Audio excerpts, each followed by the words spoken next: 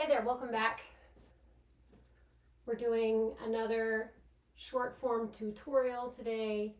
This tutorial will be focused on how to incorporate yoga triangles for fish pose.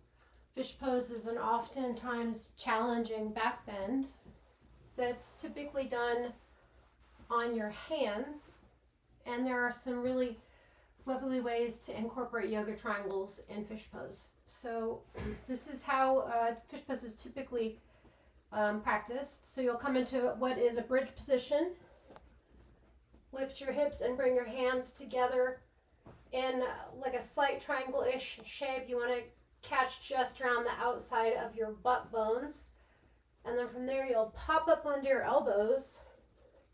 Walk your elbows back. Extend or keep the legs bent and set the head back on the ground. And this is pretty challenging variation.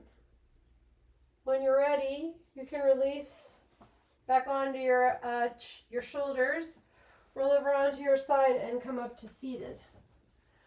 So how could we do this with yoga triangles and make it a little more accessible? So we move the triangles to behind us. We're using the landmark side that says grateful or balance toward the mat. Two triangles, one next to another. The peak points up, side by side.